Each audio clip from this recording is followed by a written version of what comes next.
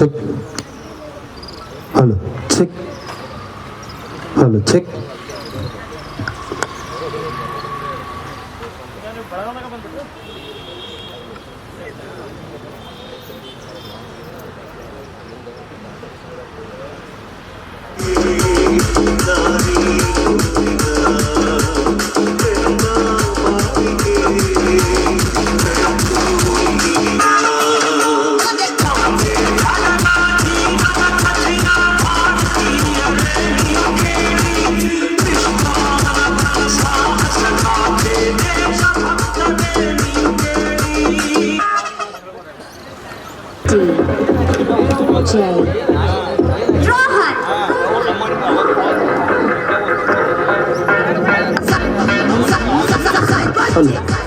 Hello hello.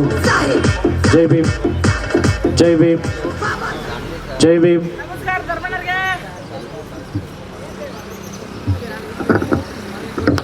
ಕಾಲೇಜಿನ sir ಆಗಿರುವಂತಹ Shankar sir ಕೂಡ ವೇದಿಕೆಗೆ ಆಗಮಿಸಬೇಕಂತ ವಿನಂತಿಸ್ತಾ ಇದ್ದೀನಿ.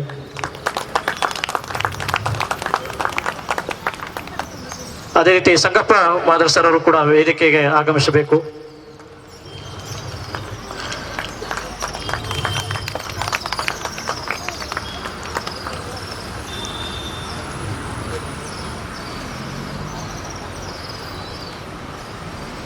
ಅದೇ ರೀತಿ ಕರ್ನಾಟಕ ರಕ್ಷಣಾ ವೇದಿಕೆಯ ನಾರಾಯಣಗೌಡ ಬಣದ ಪ್ರವೀಣ್ ಕೋಟಾರಿಸ್ ಕೂಡ ವೇದಿಕೆಗೆ ಆಗಮಿಸಬೇಕು. ಅದೇ ರೀತಿ ಪ್ರವೀಣ್ ಶೆಟ್ಟಿ ಬಣದ ಅಶೋಕ್ ಮಾನೆ ಅವರು ಕೂಡ ವೇದಿಕೆಗೆ ಆಗಮಿಸಬೇಕು. ಕಾಳಿ ಉತ್ಸವ ಸಮಿತಿಯ ಸಂಸ್ಥಾಪಕರಾಗಿರುವಂತಹ ಎಸ್ ಕಾಟಿ ಅವರು ಕೂಡ ವೇದಿಕೆಗೆ ಆಗಮಿಸಬೇಕು.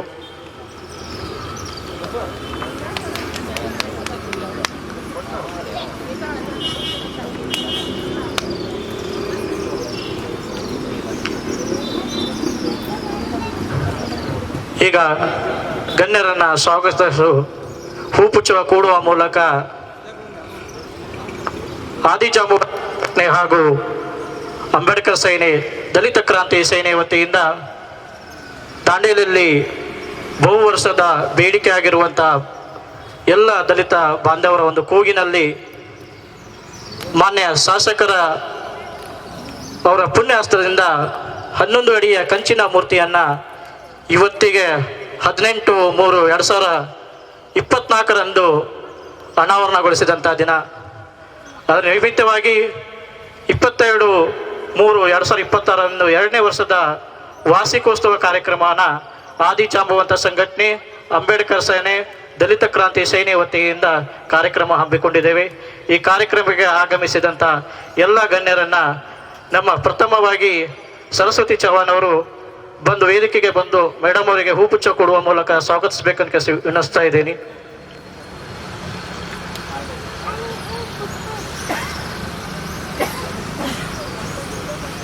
ಮೂಲಕ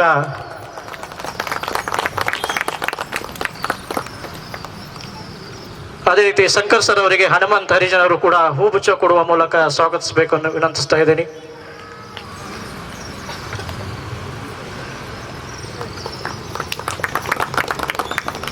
ಅದೇ ರೀತಿ ಬಸವರಾಜ್ ಹರಿಜನ್ ಅವರು ಸಂಗಪ್ಪ ಮಾಧವ್ ಸರ್ ಅವರಿಗೆ ಹೂಗುಚ್ಛ ಕೊಡುವ ಮೂಲಕ ಸ್ವಾಗತಿಸಬೇಕು ಅನಿಸ್ತಾ ಇದ್ದೀರಿ.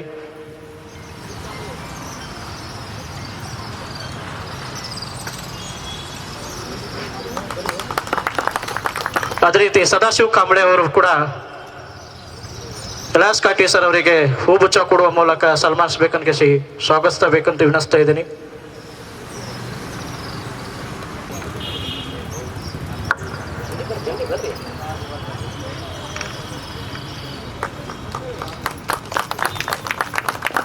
ಅದೇ ರೀತಿ ರಕ್ಷಣಾ ವೇದಿಕೆಗೆ ಸತೀಶ್ ಚವ್ಹಾಣ್ ಅಶೋಕ್ ಮಾನೆ ಸರ್ ಅವರಿಗೆ ಸನ್ಮಾನ ಹೂಗುಚ್ಛ ಕೊಡುವ ಮೂಲಕ ಸ್ವಾಗತಿಸಬೇಕನ್ನು ವಿನಂತಿಸ್ತಾ ಇದ್ದೀನಿ.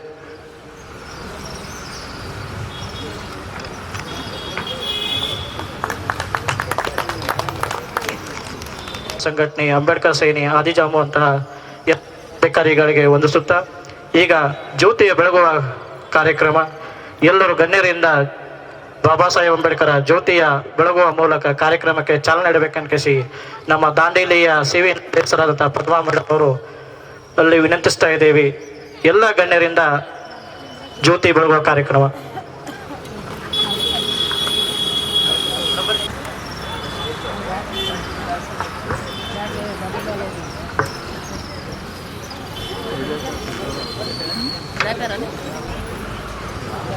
ಸರ್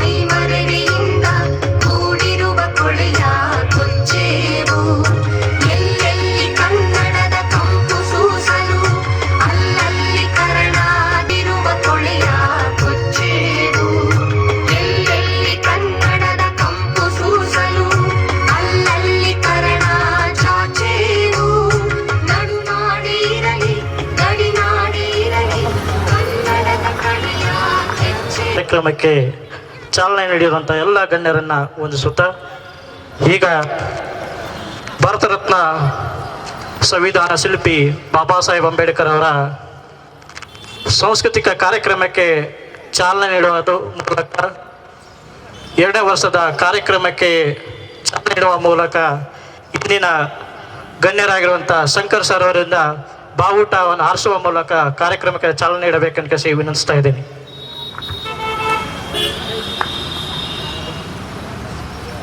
सतीश सर बंद हो गया.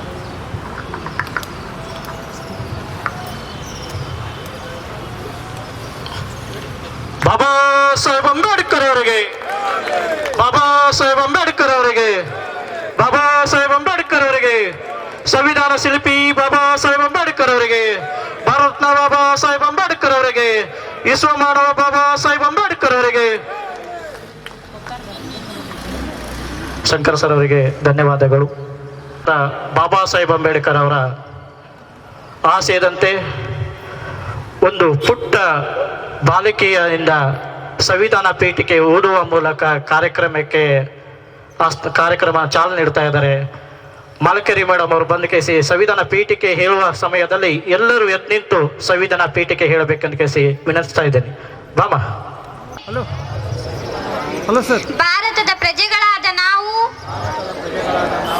ಭಾರತವನ್ನು ಸಾರ್ವಭೌಮ ಸಮಾಜವಾದಿ ಜಾತ್ಯತೀತ ಪ್ರಜಾಸತ್ತಾತ್ಮಕ ಗಣರಾಜ್ಯವನ್ನಾಗಿ ರೂಪಿಸುವುದಕ್ಕಾಗಿ ಭಾರತದ ಎಲ್ಲ ಪ್ರಜೆಗಳಿಗೆ ಸಾಮಾಜಿಕ ಆರ್ಥಿಕ ಮತ್ತು ರಾಜಕೀಯ ನ್ಯಾಯವನ್ನು ವಿಚಾರ ಅಭಿವ್ಯಕ್ತಿ ನಂಬಿಕೆ ಧರ್ಮ ಮತ್ತು ಉಪಾಸನೆಯ ಸ್ವಾತಂತ್ರ್ಯವನ್ನು ಸ್ಥಾನಮಾನ ಮತ್ತು ಅವಕಾಶಗಳ ಸಮಾನತೆಯನ್ನು ದೊರೆಯುವಂತೆ ಮಾಡುವುದಕ್ಕಾಗಿ ವ್ಯಕ್ತಿ ಗೌರವ ದೇಶದ ಏಕತೆ ಮತ್ತು ಸಮಗ್ರತೆಗಾಗಿ ಎಲ್ಲರಲ್ಲಿ ಭ್ರಾತೃತ್ವ ಭಾವನೆಯನ್ನು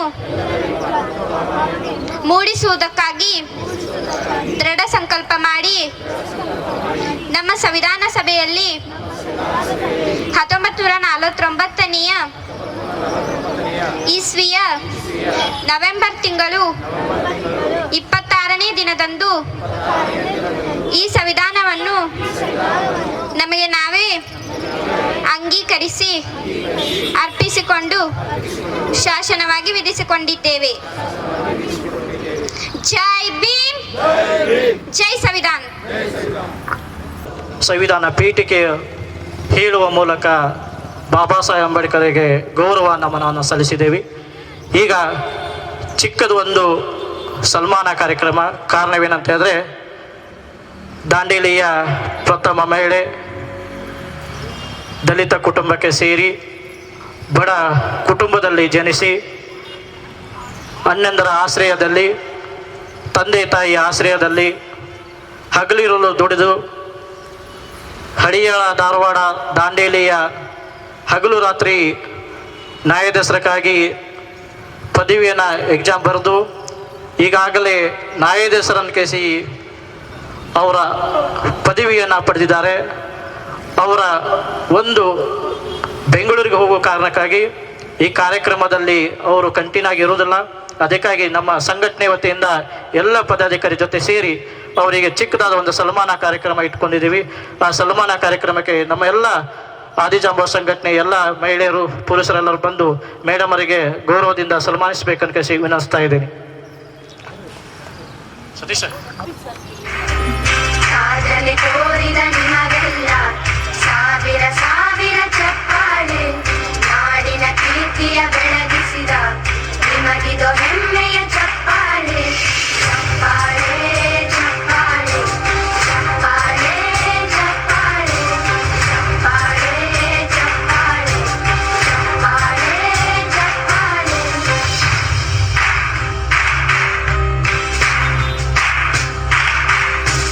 ಕನ್ನಂಬಾಡಿಯ ಕಟ್ಟಿಸಿದ ಭಾರತ ರತ್ನಕ್ಕೆ ಚಪ್ಪಾಳೆ, ಕನ್ನಡ ಹಿಂಡಿಮ ಬಾರಿಸಿದ ಕವಿಗಳೇ ನಿಮಗಿದ ಚಪ್ಪಾಳೆ. ದೇಶವ ಕಾಯುವ ಯೋಧರಿಗೆ ನಮ್ಮೆದೆಯಾಳದ ಚಪ್ಪಾಳೆ, ಅನ್ನವ ನೀಡುತ್ತ ಸಲಹಿರುವ ನೇಗಿಲ ಯೋಗಿಗೆ ಚಪ್ಪಾಳೆ. ಚಪ್ಪಾಳೆ ಚಪ್ಪಾಳೆ ಚಪ್ಪಾಳೆ ಚಪ್ಪಾಳೆ ಚಪ್ಪಾಳೆ ಚಪ್ಪಾಳೆ ಚಪ್ಪಾಳೆ ಚಪ್ಪಾಳೆ. ಕಣ್ಣನ್ನು ನೀಡುವ ಅಣ್ಣನಿಗೆ ನಮ್ಮಯ ಪ್ರೀತಿಯ ಚಪ್ಪಾಳೆ, ದೇಶವಾಡಿದ ನಾಯಕರೇ ನಿಮಗಿದ ಗೌರವ ಚಪ್ಪಾಳೆ. ನಾದದ ಸುಮೆಯನ್ನು ಹರಿಸಿರುವ ನಾಯಕರೇ ಎರಡು ನುಡಿ ಮಾತುಗಳನ್ನು ಆಲಿಸ್ಬೇಕಂತ ಎಲ್ಲರ ಪರವಾಗಿ ಜೋರಾಗಿ ಚಪ್ಪಾಳೆ ಮೂಲಕ ಅವರನ್ನ ಮಾತಾಡೋಕ್ಕೆ ವಿನಿಸ್ತಾ ಇದ್ದೀರಿ. ಎಲ್ರಿಗೂ ನಮಸ್ಕಾರ. ನಾನು ಸ್ವಲ್ಪ ಬೆಂಗಳೂರಿಗೆ ಹೋಗೋದಿದ್ದೆ, ಹಾಗಾಗಿ ಜಾಸ್ತಿ ಫಂಕ್ಷನಲ್ಲಿ ಕಂಟಿನ್ಯೂ ಮಾಡಲಿಕ್ಕಾಗಲ್ಲ, ಕ್ಷಮಿಸಿ. ಹಾಗಾಗಿ ರಿಕ್ವೆಸ್ಟ್ ಮಾಡ್ಕೊಂಡಿದ್ದೆ ಸರ್ಗೆ ನಂಗೆ ಜಾಸ್ತಿ ಹೊತ್ತಿರ್ಲಿಕ್ಕಾಗಲ್ಲ ಅಂತ. ಈಗ ಮೊದಲೇ 5 ಗಂಟೆಗೆ ಅಂದಿದ್ರೆ ನಾನು ಜಾಸ್ತಿ ಇರ್ಬೋದಿತ್ತು. ಅದೇ ನಂದು ಎಮರ್ಜೆನ್ಸಿ, ನಾಳೆ ನಾನು ಅಪಾಯಿಂಟ್ಮೆಂಟ್ ಇದೆ ನಂದು, ಹಾಗಾಗಿ ಹೋಗಲೇಬೇಕು. ನೀವೆಲ್ಲರೂ ಬಂದು ನಿಮ್ಮ ಪ್ರೀತಿ ವಿಶ್ವಾಸದಿಂದ ಉಪಸ್ಥಿತರಿದ್ದು ನನಗೆ ನನ್ನ ಗೌರವ ಸಲ್ಲಿಸಿದ್ರಿ, ಸನ್ಮಾನ ಮಾಡಿ, ಅದಕ್ಕೆ ನಾನು ಆಭಾರಿಯಾಗಿರುತ್ತೇನೆ. ಹೀಗೆ ನಿಮ್ಮ ಪ್ರೀತಿ ವಿಶ್ವಾಸ ಯಾವಾಗಲೂ ನನ್ನ ಮೇಲೆ ಆಶೀರ್ವಾದ ಯಾವಾಗಲೂ ಹೀಗೆ ಇರಲಿ ಅಂತ ನಾನು ಆಶಿಸ್ತೇನೆ. ಇಷ್ಟು ಹೇಳಿ ನನ್ನ ನಮನಗಳನ್ನು ಸಲ್ಲಿಸ್ತೇನೆ. ಹಾಗೂ ಈ ಕಾರ್ಯಕ್ರಮ ಆಯೋಜಿಸಿದ ಎಲ್ಲ ಗಣ್ಯರಿಗೂ ನನ್ನ ಹೃದಯಪೂರ್ವಕ ಧನ್ಯವಾದಗಳು. Thank you so much. Madam ಅವರ ತಮ್ಮ 2 ಮಾತಿನಲ್ಲಿ ಅರ್ಥಪೂರ್ಣವಾಗಿ ನಮ್ಮ ಕಾರ್ಯಕ್ರಮಕ್ಕೆ ಶುಭವನ್ನು ನೀಡಿದಂಥ ಪದ್ಮಾ ಮೇಡಮ್ ಅವರಿಗೂ ಕೂಡ ನಾವೆಲ್ಲರ ಪರವಾಗಿ ಅವರಿಗೆ ಅಭಿನಂದನೆ ಸಲ್ಲಿಸುತ್ತಾ, ಈಗ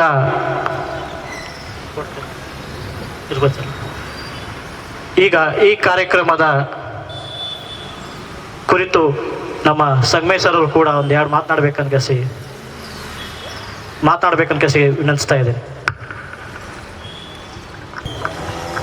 ಎಲ್ಲ ನನ್ನ ಕುಲಬಾಂಧವರು ಹಾಗೂ ವಿವಿಧ ಸಂಘಟನೆ ದಲಿತ ಮುಖಂಡರು ಹಾಗೂ ಆದಿಜಾಂಬವದ ನಮ್ಮ ನಡಿಗೇರ್ ಸರ್ ಅವರು ಈಗಾಗಲೇ ಸುಮಾರು ಈ ಮೇಡಮ್ ಅವರು ಪಾಸ್ ಆದ ತಕ್ಷಣ ನನ್ನನ್ನು ಸಂಪರ್ಕಿಸ್ತಿದ್ದರು. ಸಂಪರ್ಕಿಸಿ ಸರ್ ನಾನೊಂದು ಸನ್ಮಾನ ಕಾರ್ಯಕ್ರಮವನ್ನು ಮೇಡಮ್ ಅವ್ರಿಗೆ ಇಟ್ಕೋಬೇಕಂತ ಮಾಡಿದ್ದೀನಿ ಅಂತ ಹೇಳಿ ಕೇಳಿಕೊಂಡಾಗ ನಾವು ಕೂಡ ಒಂದು ಒಳ್ಳೆಯ ವಿಚಾರ ಇದೆ, ಆ ಫಂಕ್ಷನ್ ಇಡ್ರಿ ಏನಂತ ಮಾತನ್ನು ಕೂಡ ಹೇಳಿದ್ದೆವು. ಈಗಾಗಲೇ ಮೇಡಮ್ ಅವರಿಗೆ ಅನೇಕ ಸಂಘಟನೆಗಳಿಂದ ಸನ್ಮಾನ ಕಾರ್ಯಕ್ರಮ ಹಾಕಿದೆ. ಅವರು ಕೂಡ ನಮ್ಮ ಸಮಾಜದ ಒಬ್ಬ ಮಹಿಳೆ, ಪ್ರಥಮ ನಮ್ಮ ಜಿಲ್ಲೆಗೆ ಜಸ್ಟಿಸ್ಟಾಗಿ ನೇಮಕಗೊಂಡಿದ್ದಾರೆ. ಹಾಗಾಗಿ ನಾನು ಒಂದು ವಿಜೃಂಭಣೆ ಕಾರ್ಯಕ್ರಮ ಮಾಡ್ತೀನಿ ಅಂತ ನನ್ನ ಆಶ್ವಾಸನೆ ಇಟ್ಟುಕೊಂಡು ಈಗ ವಿಜೃಂಭಣೆಯಿಂದ ಈ ಕಾರ್ಯಕ್ರಮವನ್ನು ಹಮ್ಮಿಕೊಂಡಿದ್ದಾರೆ. ಆ ಸಂಘಟಕರಿಗೆ ನಿಮ್ಮೆಲ್ಲರ ಪರವಾಗಿ ಅವರಿಗೆ ಇನ್ನೂ ದೇವರ ಆಶೀರ್ವಾದ ಕೊಟ್ಟು ಇನ್ನೂ ಹೆಚ್ಚಿನ ಇಂಥ ಕಾರ್ಯಕ್ರಮವನ್ನು ಮಾಡಿ ಈ ನಮ್ಮ ಸಮಾಜದಲ್ಲಿ ಆದಂಥ ಯಾರೇ ಗಣ್ಯ ವ್ಯಕ್ತಿಗಳಿಗೆ ಸನ್ಮಾನ ಮಾಡಲಿ ಅನ್ನುವಂಥ ಆಶಿಸುತ್ತಾ 2 ಮಾತುಗಳನ್ನು ಮುಗಿಸುತ್ತೇನೆ. ಜೈ ಹಿಂದ್, ಜೈ ಕರ್ನಾಟಕ. ಸಂಘಟನೆ ಸದಾ ಇದೇ ರೀತಿ ಇರಲಿ, ಎಲ್ಲರನ್ನ ಗುರುತಿಸುವುದು ಸಂಘಟನೆಯ ಸಮಾಜದ ಗುರಿ. ಅದೇ ರೀತಿ ದಾಂಡೇಲಿಯಲ್ಲಿ ಕೆಲವನ್ನ ಸಾಂಸ್ಕೃತಿಕ ಕಾರ್ಯಕ್ರಮದಲ್ಲಿ ತಮ್ಮನ್ನು ತಾವನ್ನು ತೊಡಗಿಸಿಕೊಂಡು ದಾಂಡೇಲಿಯಲ್ಲಿ ಅತಿಯಾಗಿ ಬಡತನದಲ್ಲಿ ಇದ್ದರೂ ಕೂಡ ಒಂದು ಕಾಳಿ ಉತ್ಸವನ ಸಂಸ್ಥಾಪಕರಾಗಿ ಕಾಳಿ ಉತ್ಸವನ ಪ್ರತಿ ವರ್ಷ ಮಾಡಿಕೊಂಡು ಬರ್ತಾ ಇರುವಂಥ ಕಾಳಿ ಉತ್ಸವ ಸಂಸ್ಥಾಪಕರ ಲೇಸ್ ಕಾಟಿ ಅವರು ಕೂಡ ಒಂದೆರಡು ಮಾತನಾಡಬೇಕಂತ ಕೇಳಿ ವಿನಿಸ್ತಾ ಇದ್ದೀನಿ.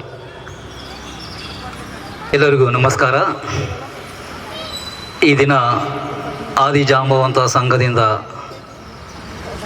ನನ್ನ ಆತ್ಮೀಯರಾಗಿರುವಂಥ ಚಂದ್ರಕಾಂತ್ ಅಡಿಗೇರವರು 2014 ಈ ದಾಂಡೇಲಿಯಲ್ಲಿ ಸಾರ್ವಜನಿಕ ಆಸ್ಪತ್ರೆಯಲ್ಲಿ ಡಾಕ್ಟರ್ಸ್ ಬಗ್ಗೆ ಹೋರಾಟ ಮಾಡಿದ್ದೇವೆ.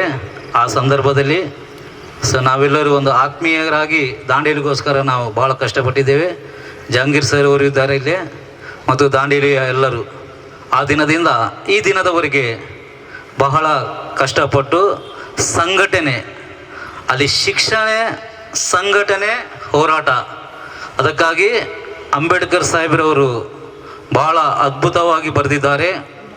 ಈ ಸಮಾಜದಲ್ಲಿ ಸಂಘಟನೆಗಳನ್ನು ನಡೆಸುವುದು, ಸಮಾಜದಲ್ಲಿ ಸೇವೆ ಮಾಡುವುದು ಸುಮಾರು 15-16 ವರ್ಷಗಳಿಂದ ನಾನು ಈ ದಾಂಡೇಲಿ ಪ್ರಾಂತದಲ್ಲಿ ನೋಡ್ತಾ ಇದ್ದೇನೆ. ಭಾಳ ಸಂತೋಷವಾಗ್ತಾ ಇದೆ ಮತ್ತು ಒಂದು ಕಡೆ ದುಃಖವಾಗ್ತಾ ಇದೆ. ಯಾಕಂದರೆ ಸಂಘಟನೆಗಳಿಂದ ಅನೇಕ ಜನರಿಗೆ ಉಪಯೋಗವಾಗಬೇಕು. ಈ ಒಂದು ದಿನ ಚಿಕ್ಕ ಪುಟ್ಟ ಮಗಳಿಗೆ ಒಳ್ಳೆ ರೀತಿಯಿಂದ ಆ ಸಂಘಟನೆ ಬಗ್ಗೆ ದಾಂಡೇಲಿಯಲ್ಲಿ ಆಗಲಿ ಇಡೀ ಪ್ರಪಂಚಕ್ಕೆ ಬೇಕಾಗಿರುವಂಥ ಸಂವಿಧಾನ ಅದನ್ನು ಸಕ್ಸಸ್ ಆಗಿ ನಾವು ನಡೆದುಕೊಳ್ಬೇಕು. ಅದಕ್ಕೆ ನಾವು ಯಥಾರ್ಥವಾಗಿ ಈ ಒಂದು ಸಮಾಜದಲ್ಲಿರ್ಬೇಕು. ಯಾವಾಗ ನಾವು ಯಥಾರ್ಥವಾಗಿ ಇರುತ್ತೇವಲ್ಲ ಆಗ ಎಲ್ಲವೂ ಸರಿಯಾಗಿ ನಡೀತದೆ. ಯಾಕಂದರೆ ನನ್ನ ಸಂಗಡ ಭಾಳ ಆತ್ಮೀಕರಾಗಿ, ಯಾಕೆ ಅಂದರೆ ಅಷ್ಟು ಸುಲಭವಲ್ಲ, ಈ ಸಮಾಜವನ್ನು ಗೆಲ್ಲಬೇಕಾದ್ರೆ ಅಷ್ಟು ಸುಲಭವಲ್ಲ. ಅದಕ್ಕಾಗಿ ಅಂಬೇಡ್ಕರ್ ಸಾಹೇಬ್ರು ಇಡೀ ಪ್ರಪಂಚವನ್ನು ಯಾವ ರೀತಿ ಗೆದ್ದಿದ್ದಾರೆ, ಎಷ್ಟು ಶ್ರಮೆ ಪಟ್ಟಿದ್ದಾರೆ, ಇಡೀ ಪ್ರಪಂಚವನ್ನು ತಿಳಿದುಕೊಂಡು ಅಷ್ಟು ಅದ್ಭುತವಾಗಿ ಬರೆದಿದ್ದಾರೆ.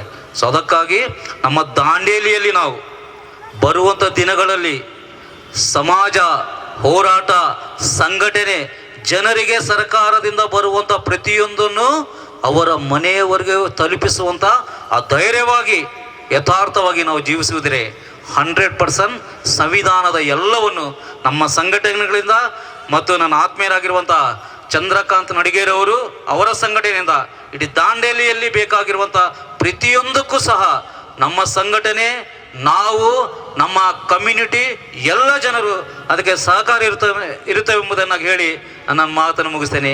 ಜೈ ಹಿಂದ್, ಜೈ ಭೀಮ್. ಸದಾ ಸಂಘಟನೆ ಜೊತೆಗೆ ಇರುತ್ತೇನೆ ಅಂತ ಹೇಳ್ತಾರೆ ನನ್ನ ಸ್ನೇಹಿತರು LS ಕಾಟೆ ಅವರಿಗೆ ಅಭಿನಂದನೆಗಳು. ಈಗ ನಮ್ಮ ಸಂಘದ ಅಧ್ಯಕ್ಷತೆ ವಹಿಸಿಕೊಂಡಿರುವಂಥ ಶಂಕರ್ ಸರ್ ಅವರು ಒಂದು ನುಡಿ ಮಾತುಗಳನ್ನು ಆಡಬೇಕಂತ ಕೇಳಿ ವಿನಿಸ್ತಾ ಇದ್ದೀನಿ. ಎಲ್ಲರಿಗೂ ಜೈ ಭೀಮ್ ವಂದನೆಗಳು. ಈ ಶುಭ ಸಮಾರಂಭದ ವೇದಿಕೆ ಮೇಲೆ ಆಸೀನರಾಗಿರ್ತಕ್ಕಂಥ ನನ್ನ ಫ್ರೆಂಡ್ ಮತ್ತು ಅತ್ಯಂತ ಆತ್ಮೀಯರಾಗಿರ್ತಕ್ಕಂಥ ಹೊಸಮಣಿ ಸರ್ ಅವರೇ, ಜೆಡ್ಸ್ ಮೇಡಮ್ ಅವರೇ ಹಾಗೂ ಇತರೆ ಗಣ್ಯ ವ್ಯಕ್ತಿಗಳೇ, ಇವತ್ತಿನ ದಿನ ನಾವಿಲ್ಲಿ ಯಾಕೆ ಸೇರಿದ್ದೀವಿ ಅಂತಂತಂದ್ರೆ ಸಂವಿಧಾನ ಶಿಲ್ಪಿ ಡಾಕ್ಟರ್ ಬಾಬಾ ಸಾಹೇಬ್ ಅಂಬೇಡ್ಕರ್ ಅವರ ಪ್ರತಿಮೆ 2ನೇ ವಾರ್ಷಿಕೋತ್ಸವ ಅತ್ಯಂತ ವಿಜೃಂಭಣೆಯಿಂದ ಆಗ್ತಾ ಇದ್ದೇವೆ. ಫಸ್ಟ್ ಆಫ್ ಆಲ್ ನನಗೆ ನಾಡಿಗೇರ ಸರ್ ಫೋನ್ ಮಾಡಿದಾಗ ಬಹಳ ಖುಷಿ ಆಯ್ತ್ರಿ. ಯಾಕಂತಂದ್ರೆ ನನ್ನ ಕಮ್ಯುನಿಟಿಯಲ್ಲಿ ಈ ಥರ ಅಂದ್ರೆ ನನಗೆ ನಿಜವಾಗ್ಲೂ ಬಹಳ ಹೆಮ್ಮೆ ವಿಚಾರ. ಹಾಗಾಗಿ ನಾನು ಎಂಥ ಬಿಡುವಿದ್ರು ಕೂಡ ನಾನು ಬರ್ತೇನೆ ಸರ್ ಅಂತ ಹೇಳಿ ಮಾತು ಕೊಟ್ಟೆ. ಸೊ ಹೀಗಾಗಿ I am truly very to be frankly, I am very much honored to be here in this function. So, respected President of today's function, all the dignitaries on the dais and off the dais, and my dear friends, today I am here to talk about Dr. Baba Saheb Ambedkar, who is architecture of our Indian Constitution. Right. So ಈ ಶುಭ ಸಮಾರಂಭದಲ್ಲಿ ನೋಡಿ ಬಂಧುಗಳೇ, ಪಂಚಾಯತಿಯಿಂದ ಹಿಡಿದು ಪಾರ್ಲಿಮೆಂಟ್ವರೆಗೆ doctor Baba Saheb Ambedkar ಅವರು ಪಟ್ಟಿರ್ತಕ್ಕಂಥ ಕಷ್ಟ ಅಷ್ಟಿಷ್ಟಲ್ಲ. ಈಗ ನಾವು ನೀವೆಲ್ಲ ಯೋಚನೆ ಮಾಡಬೇಕಾದ್ರೆ ಅವರು ಕಲಿತಕ್ಕಂಥ ಕಾಲದಲ್ಲಿ ಇವನ್ ಶಾಲೆ ಅವರಿಗೆ ಒಳಗಡೆ ಪ್ರವೇಶವಿರಲಿಲ್ಲ. ನಾವು ಇಷ್ಟೆಲ್ಲ ಮೂಲಭೂತ ಸೌಕರ್ಯಗಳು ಇದ್ರೂ ಕೂಡ ನಾವು ಏನನ್ನು ಅಚೀವ್ ಮಾಡ್ತಾ ಇಲ್ಲ. ಯಾಕೆ ಈ ಥರ ಆಗ್ತಾ ಇದೆ ಅಂತಂತಂದ್ರೆ ಅದು ನಮ್ಮನ್ನು ನಾವು ಪ್ರಶ್ನೆ ಮಾಡ್ಕೊಳ್ಬೇಕಾಗ್ತದೆ. ಸೊ ಬಾಬಾ ಸಾಹೇಬ್ ಅಂಬೇಡ್ಕರ್ ಅವ್ರ ಬಗ್ಗೆ ಮಾತಾಡೋದಂತಂದ್ರೆ it is not only about doctor Baba Saheb Ambedkar, it is about entire our country. ನಮ್ಮ ದೇಶದ ಬಗ್ಗೆ ಮಾತಾಡ್ಬೇಕಾಗ್ತೈತಿ. ಸೊ ಜಗತ್ತಿನಲ್ಲಿ ಅತಿ ಹೆಚ್ಚು ಸ್ಟ್ಯಾಚ್ಯೂ ಇರೋದು ಯಾರ್ದು ಅಂತಂದ್ರೆ ಅದು ನಮ್ಮ ಡಾಕ್ಟರ್ ಬಾಬಾ ಸಾಹೇಬ್ ಅಂಬೇಡ್ಕರ್ ಅವರದು. ಫಾರ್ ಎಕ್ಸಾಂಪಲ್ ಈಗ ನೋಡ್ರಿ, ರೀಸೆಂಟ್ಲಿ ಆಂಧ್ರ ಪ್ರದೇಶದ ವಿಜಯವಾಡದಲ್ಲಿ 206 ಅಡಿ ಎತ್ತರದ ವಿಶ್ವವಿಖ್ಯಾತ the largest the tallest statue in the world ಅಂತಂದ್ರೆ that is doctor Baba Saheb Ambedkar's which recently established in Vijayawada.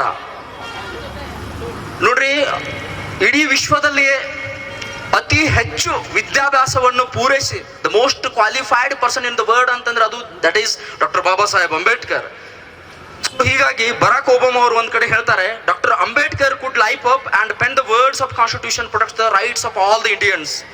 Doctor Baba, just you have to think once, doctor Baba Saheb Ambedkar ಅವರು ಹುಟ್ಟದೇ ಇರ್ಲಿಲ್ಲ ಅಂತಂದ್ರೆ ನಮ್ಮ ಪರಿಸ್ಥಿತಿ ಏನಾಗ್ತಿತ್ತು? ನಾವು ಒಬ್ಬರಿಗೊಬ್ಬರು ತಲೆ ಪಡ್ಕೊಂಡು ಬಡದಾಡ್ಕೊಂಡು ಸತ್ತೋಗ್ತೀವ್ರಿ. ನಾವು ಪೀಸ್ಫುಲ್ ಆಗಿ ಕೂತ್ಕೊಂಡಿದೀವಿ ಅಂತಂದ್ರೆ that is because of doctor Baba Saheb Ambedkar. We are here because he was there. So ಹೀಗಾಗಿ ಧನಂಜಯ್ ಕೀರ್ ಅವರು ಒಂದು ಅಂಬೇಡ್ಕರ್ ಲೈಫ್ ಅಂಡ್ ಮಿಷನ್ ಅಂತಕ್ಕಂಥ ಬುಕ್ ಅಲ್ಲಿ ಬರೀತಾರೆ. ಏನಂತ ಬರೀತಾರೆ ಅಂತಂದ್ರೆ, ಅಸ್ಪೃಶ್ಯತೆ ನಿವಾರಣೆಯು ಕೇವಲ ದಲಿತರ ಉದ್ಧಾರವಲ್ಲ, ಅದು ಸಂಪೂರ್ಣ ಹಿಂದೂ ಸಮಾಜದ ಏಳಿಗಾಗಿ ಮತ್ತು ದೇಶದ ಸರ್ವಾಂಗೀಣ ಪ್ರಗತಿಗೆ ಸಹಾಯಕ ಆಗ್ತದೆ ಅಂತೆ. If you want to see the economic growth and economic development in the country, first we have to remove untouchability from our country. So ಮುಂಬೈನಲ್ಲಿ 1942 ಕಾಂಗ್ರೆಸ್ ಸಭೆಯಲ್ಲಿ ಡಾಕ್ಟರ್ ಬಾಬಾ ಸಾಹೇಬ್ ಅಂಬೇಡ್ಕರ್ ಅವರೇ ಕೆಲವೊಬ್ರು ಪ್ರಶ್ನೆ ಮಾಡ್ತಾರೆ, ಏನ್ರಿ ಡಾಕ್ಟರ್ ಬಾಬಾ ಸಾಹೇಬ್ ಅಂಬೇಡ್ಕರ್ ಅವರೇ, ನೀವು ಭಾರತದ ಸ್ವಾತಂತ್ರ್ಯಕ್ಕಾಗಿ ನಿಮ್ಮ ಪಾತ್ರವೇನು ಅಥವಾ ನಿಮ್ಮ ರೋಲ್ ಏನು ಅಥವಾ ನಿಮ್ಮ ಪಾಲೇನು ಅಂತಂದಾಗ ಡಾಕ್ಟರ್ ಬಾಬಾ ಸಾಹೇಬ್ ಅಂಬೇಡ್ಕರ್ ಅವರು ಮುಗುಳ್ನಗ್ತಾ ಹೇಳ್ತಾರೆ, ನೋಡಿ, ನಮ್ಮ ದೇಶದಲ್ಲಿರ್ತಕ್ಕಂಥ ಗುಲಾಮಗಿರಿ ಪದ್ಧತಿ ಅಂತ ಅನಿಷ್ಟ ಪದ್ಧತಿಗಳಿದಾವಲ್ವಾ, ಅನ್ಟಚಬಿಲಿಟಿ, ಅಸ್ಪೃಶ್ಯತೆ ಅನ್ನೋದು, ನಮ್ಮ ದೇಶ ಸ್ವಾತಂತ್ರ್ಯ ಬಂದಾದ್ಮೇಲೆ ಇಂತಹ ಪರಿಸ್ಥಿತಿಯಿಂದ ನನ್ನ ಬಾಂಧವರನ್ನ ಮುಕ್ತ ಮಾಡ್ತಿದ್ದೀರಾ ಅಥವಾ ಅದ್ರ ಬಗ್ಗೆ ಯಾರಾದ್ರೂ ಭರವಸೆ ನೀಡ್ತೀರಾ ಅಂತ ಕೇಳ್ತಾರೆ.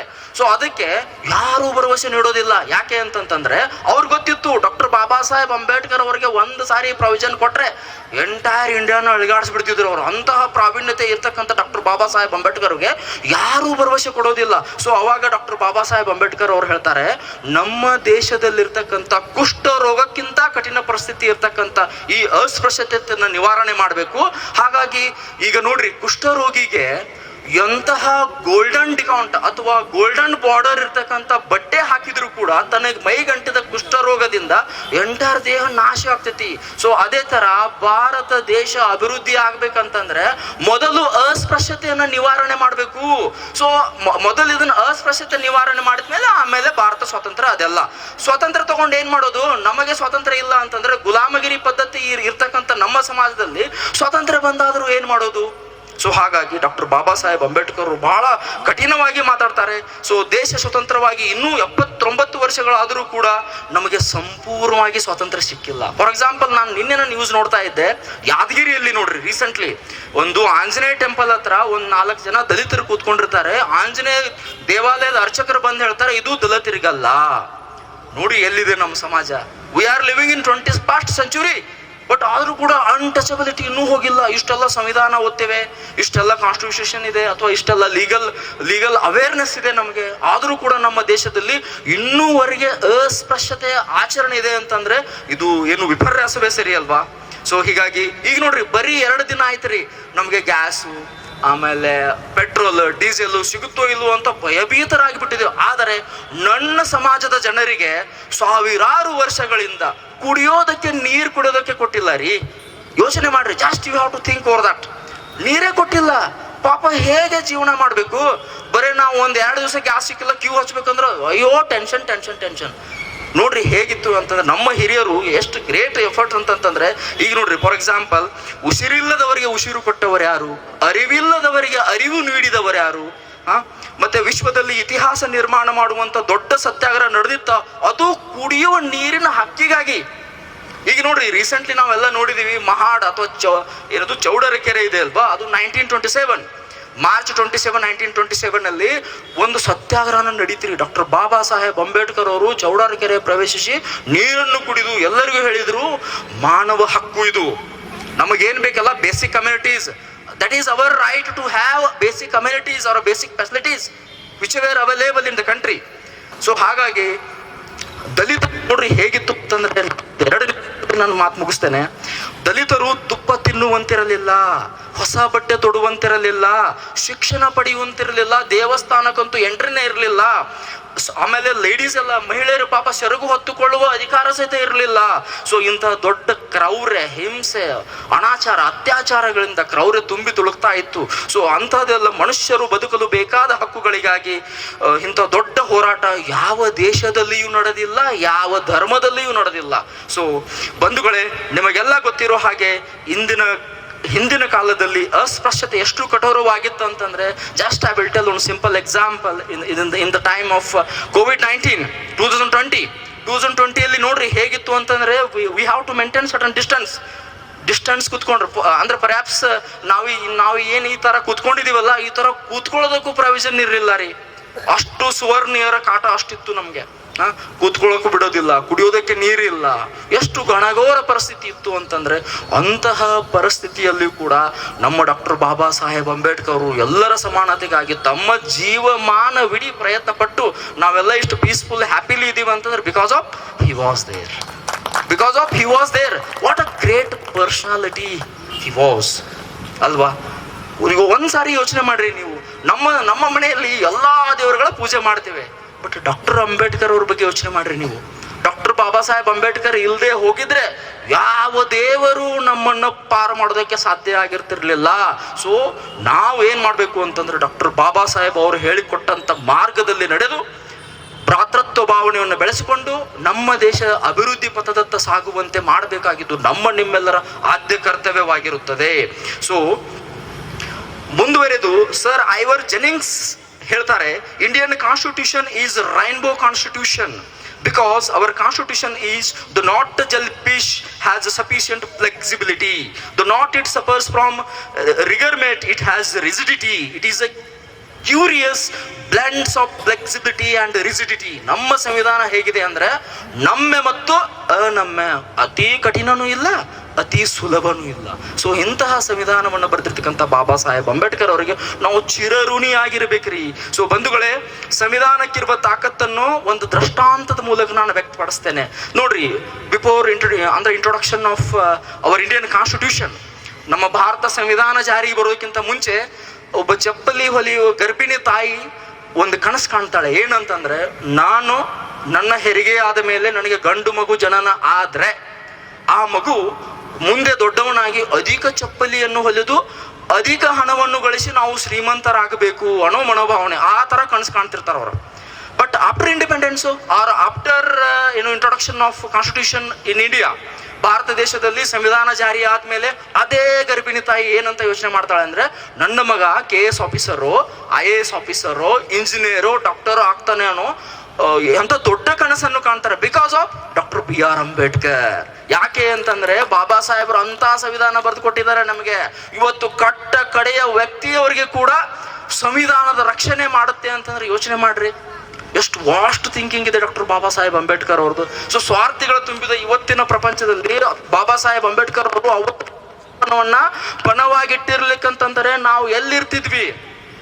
ಇವತ್ತೇನ್ ನಾವು ಇದೀವಲ್ಲ, ಇವತ್ತು ಇರ್ತಿರ್ಲಿಲ್ಲ ಸಿಚುವೇಶನ್, ಬಹಳ ಡಿಫಿಕಲ್ಟ್ ಟಾಸ್ಕ್ ಇತ್ರಿ.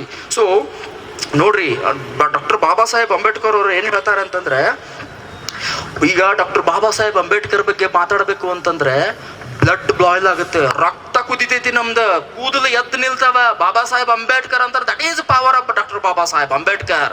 ಏನ್ ಹೇಳ್ತೇವೆ ಅಂದ್ರೆ, ಬಾಬಾ ಸಾಹೇಬ್ ಅಂಬೇಡ್ಕರ್ ಅಂತಂದ್ರೆ ಶಕ್ತಿ, ಬಾಬಾ ಸಾಹೇಬ್ ಅಂಬೇಡ್ಕರ್ ಅಂತಂದ್ರೆ ಚರಿತ್ರೆ, ಬಾಬಾ ಸಾಹೇಬ್ ಅಂಬೇಡ್ಕರ್ ಅಂತ ಧೈರ್ಯ, ಡಾಕ್ಟರ್ ಬಾಬಾ ಸಾಹೇಬ್ ಅಂಬೇಡ್ಕರ್ ಅಂತಂದ್ರೆ ಅದೊಂದು ನವ ಚೈತನ್ಯ.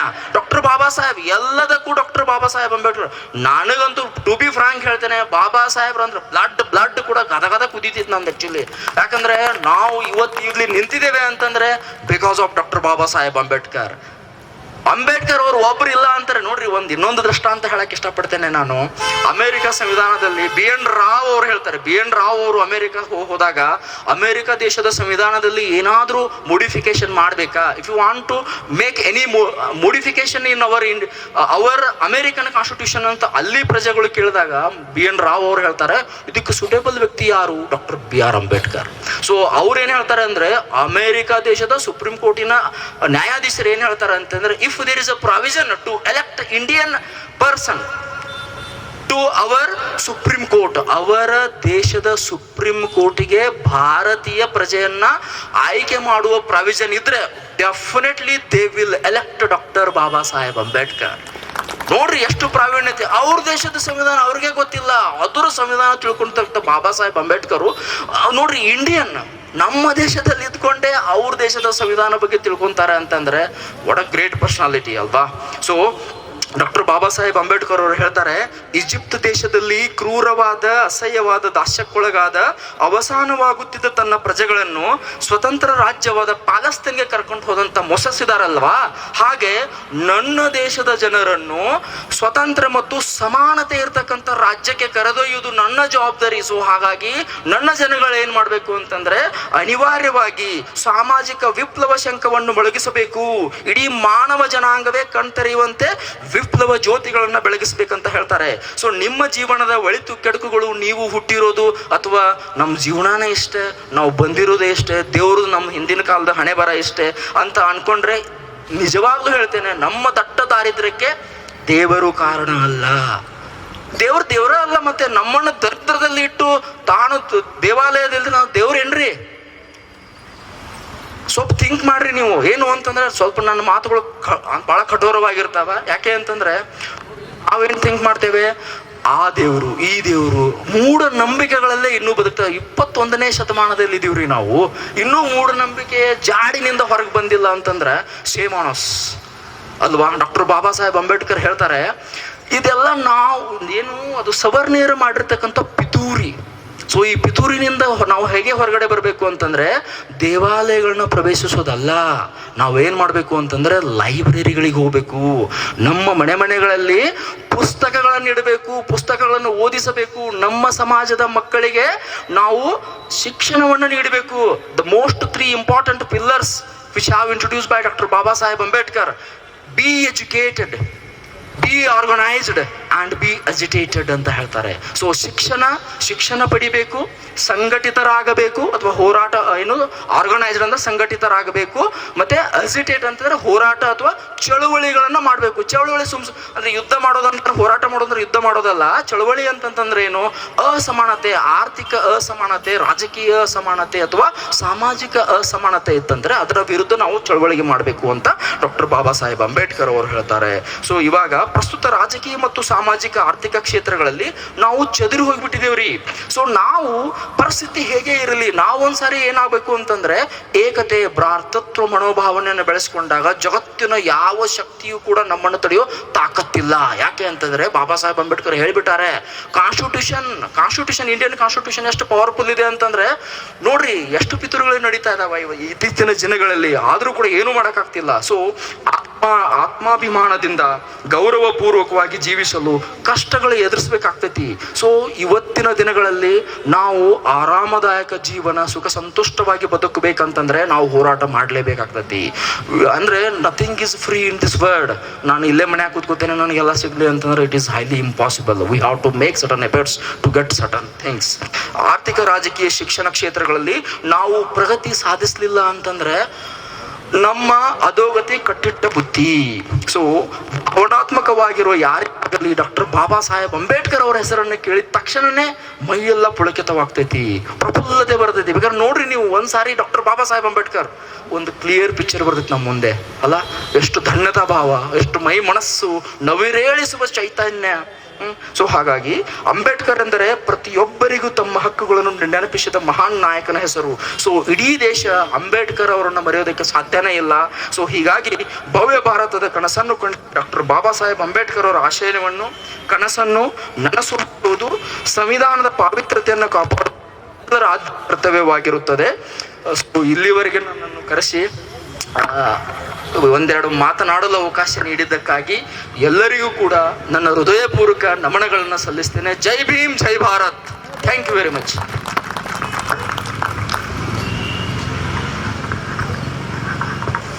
ಬಾಬಾ ಸಾಹೇಬ್ ಅಂಬೇಡ್ಕರ್ ಎಂದರೆ ಪ್ರತಿಯೊಬ್ಬರಿಗೂ ಉಸಿರು.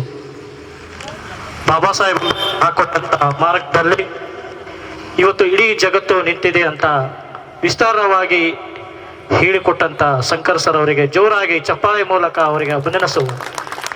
ಈಗ ನಮ್ಮ ಕಾರ್ಯಕ್ರಮ ಅಡಿಯಲ್ಲಿ ಹಲವಾರು ಕಾರ್ಯಕ್ರಮಗಳಿವೆ. ಮೊದಲನೇದಾಗಿ ಚಿಕ್ಕ ಮಕ್ಕಳಿಂದ ಸಾಂಸ್ಕೃತಿಕ ಕಾರ್ಯಕ್ರಮ, ಅದರ ನಡುವೆ ದಾಂಡೇಲಿಯ ಹಲವಾರು ರೀತಿಯಿಂದ ತಮ್ಮನ್ನು ತಾವು ತೊಡಗಿಸಿಕೊಂಡು ಸೇವೆಯನ್ನು ಸಲ್ಲಿಸ್ತಾ ಇರುವಂಥ ಹಿರಿಯರಿಗೆ, ಕಿರಿಯರಿಗೆ, ಹೋರಾಟಗಾರರಿಗೆ ಸನ್ಮಾನ ಮಾಡ್ತಾ ಇದ್ದೇವೆ. ಅದ್ರ ಜೊತೆಗೆ ನಮ್ಮ ಸಮುದಾಯದ ಬಂಧುಗಳಿಗೂ ಕೂಡ ಸನ್ಮಾನ ಮಾಡ್ತಾ ಇದ್ದೀವಿ. ಈಗ ಇಬ್ಬರು ನಾಯಕರನ್ನ ನಾನು ವೇದಿಕೆಗೆ ಕರೆಸ್ತಾ ಇದ್ದೀನಿ. ಅವರು ವೇದಿಕೆಗೆ ಆಗಮಿಸಬೇಕಂತ ಕೇಳಿಸಿ ವಿನಸ್ತಾ. ದಾಂಡೇಲಿ ಹೋರಾಟ ಸಮಿತಿಯ ಅಧ್ಯಕ್ಷರಾಗಿರೋ ಅಕ್ರಮ್ ಸರ್ ಅವರು ವೇದಿಕೆಗೆ ಬರಬೇಕಂತ ಕೇಳಿಸಿ ವಿನಸ್ತಾ ಇದ್ದೀನಿ. ಜೋರಾಗಿ ಅವರಿಗೆ ಚಪ್ಪಾಳೆ ಮೂಲಕ ಬರಮಾಡಿಕೊಳ್ಳುವ ಅಕ್ರಮ್ ಸರ್ ಅವರಿಗೆ ವೇದಿಕೆಗೆ ಆಗಮಿಸುತ್ತಾ ಇದ್ದಾರೆ. ಅದೇ ರೀತಿ ಹಳಿಯಾಳೆಯಿಂದ ನಮ್ಮ ಸ್ನೇಹಿತರು ಬ್ರದರ್ ಆಗಿರುವಂಥ ಕರ್ನಾಟಕ ರಾಜ್ಯ ದಲಿತ ಸಂಘರ್ಷ ಸಮಿತಿಯ ಅಂಬೇಡ್ಕರ್ ಧ್ವನಿ ಚಂದ್ರಕಾಂತ್ ಕಾದೋಳಿ ಬಣದ ವಿಭಾಗೀಯ ರಾಜ್ಯಾಧ್ಯಕ್ಷರಾಗಿರುವ ಕಲ್ಲಪ್ಪ ಕಾದೋಳಿ ಸರ್ ಅವರು ವೇದಿಕೆಗೆ ಆಗಮಿಸಬೇಕಂತ ಕೇಳಿಸಿ ವಿನಸ್ತಾ ಇದ್ದೇನೆ.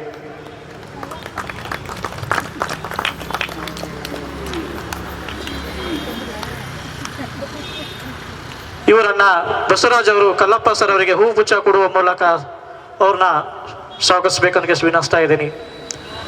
ಅದೇ ರೀತಿ ಪರಶುರಾಮ್ ಲವಾನಿ ಅವರು ಕೂಡ ಕಲ್ಲಪ್ಪ ಸರ್ ಅಕ್ರಮ್ ಸರ್ ಅವರಿಗೆ ಹೂಗುಚ್ಛ ಕೊಡುವ ಮೂಲಕ ಅವ್ರನ್ನ ಸ್ವಾಗತಿಸಬೇಕಂತ ಕೇಳಿಸಿ ವಿನಸ್ತಾ ಇದ್ದೀನಿ.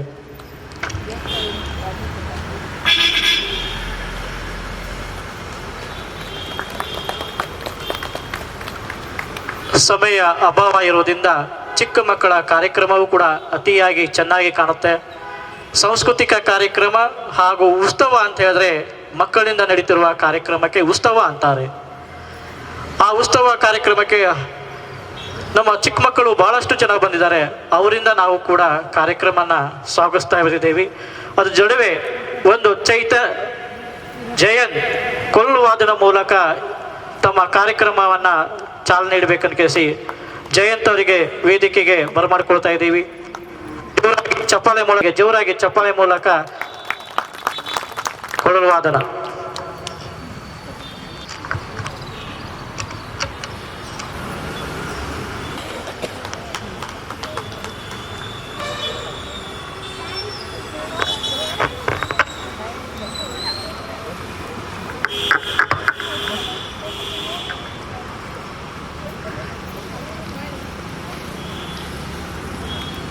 ಎಲ್ಲರಿಗೂ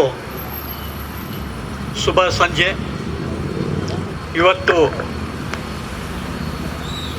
ಡಾಕ್ಟರ್ ಬಾಬಾ ಸಾಹೇಬ್ ಅಂಬೇಡ್ಕರ್ ಅವರ ಮೂರ್ತಿ ಮುಂದೆ ನಾವು ಒಂದು ಸಣ್ಣ ಕಾರ್ಯಕ್ರಮದಲ್ಲಿ ಭಾಗವಹಿಸಿದ್ದೇವೆ.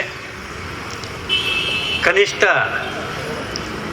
ಈ ಕಾರ್ಯಕ್ರಮದಲ್ಲಿ ಅಂಬೇಡ್ಕರ್ ಮೂರ್ತಿ ಮುಂದೆ ನಿಂತು ಖರೆಯನ್ನು ಮಾತಾಡಬೇಕು ಅಂತೇಳಿ ನಾನು ಸಾಕಷ್ಟಲ್ಲಿ ಕಾರ್ಯಕ್ರಮ ನೋಡಿದ್ದೇನೆ. ಏನೇನೋ ಮಾತಾಡಿ ಹೋಗ್ತಾರೆ. ಕನಿಷ್ಠ ಒಂದು ಸ್ಥಾನ, ಒಂದು ಜವಾಬ್ದಾರಿ, ಯಾವ ರೀತಿ ದೇವಸ್ಥಾನ, ಮಸೀದಿ, ದರ್ಗಾ ಎಲ್ಲೇ ನಾವು ಸುಳ್ಳು ಮಾತಾಡಬಾರ್ದು ಅಂತೇಳಿ ಹೋಗ್ತೇವೆ. ಅದೇ ರೀತಿ ಇದು ಒಂದು ಸ್ಥಾನ ಅಂಥೇಳಿ ತಿಳಿಬೇಕು. ಮುಂದೆಯೂ ಸಹ ಒಂದು ಸ್ಥಾನದಲ್ಲಿ ಬಂದಾಗ ಆದಷ್ಟು ಖರೆ ಮಾತಾಡಿ ಹೋಗಬೇಕು ಅಂತೇಳಿ ನಾನು ಮೊದಲನೇದಾಗಿ ಹೇಳಲಿಕ್ಕೆ ಇಷ್ಟಪಡ್ತಾ ಇದ್ದೇನೆ. ಇವತ್ತು ಚಂದ್ರಕಾಂತ್ ನಾಡಿಗೆರವರು ಅವರ ಸಂಘಟನೆ ಒಳ್ಳೆಯ ಒಂದು ಕಾರ್ಯಕ್ರಮ ಹಾಕಿಕೊಂಡಿದೆ. ಇಂಥ ಒಂದು ಕಾರ್ಯಕ್ರಮಕ್ಕೆ ನಾವು ಅವರಿಗೆ ಸಹಕರಿಸಬೇಕು, ಪ್ರೋತ್ಸಾಹಿಸಬೇಕು. ಯಾಕಂದರೆ ಯಾವ ಕಾರ್ಯಕ್ರಮ ಎಲ್ಲೆಲ್ಲ ನಡೀತದೆ ಆ ಒಂದು ಕಾರ್ಯಕ್ರಮದಲ್ಲಿ ನಾವು ಅವರಿಗೆ ಬೆಂಬಲವಾಗಿ ನಿಂತರೆ ಅವ್ರಿಗೆ ಧೈರ್ಯ ಆಗ್ತದೆ. ಯಾಕಂದರೆ ಕಾರ್ಯಕ್ರಮ ಸಂಘಟಿಸುವುದು ಭಾಳ ಕಷ್ಟ ಕೆಲಸ. ಯಾಕಂತೇಳಿದ್ರೆ ಒಂದು ಮನೆ ಮದುವೆ ಯಾವ ರೀತಿ ಕಾರ್ಯಕ್ರಮ ಮಾಡ್ತೇವೆ ಅದೇ ರೀತಿ ಆಯಾ ಜನರಿಗೆ ಕರೆದು ಆಯಾ ಜನರಿಗೆ ವ್ಯವಸ್ಥೆ ಮಾಡಿ ಅವರಿಗೆ ಮಾನ ಮರ್ಯಾದೆ ಕೊಟ್ಟು ಕಳಿಸುವ ಕಾರ್ಯಕ್ರಮ ಆಗ್ತದೆ. ಇವತ್ತು ನಾವು ಅಂಬೇಡ್ಕರ್ ಅವರು ನಮಗೆ ಸಾಕಷ್ಟು ಮಾರ್ಗದರ್ಶನ ಕೊಟ್ಟಿದ್ದಾರೆ.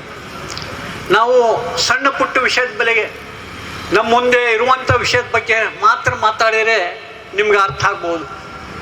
ಇವತ್ತು ಪ್ರಜಾಪ್ರಭುತ್ವದಲ್ಲಿ ನಮಗೆ ಹೋರಾಟ ಮಾಡಲಿಕ್ಕೆ ಎಲ್ಲ ರೀತಿಯ ಹಕ್ಕುಗಳಿವೆ.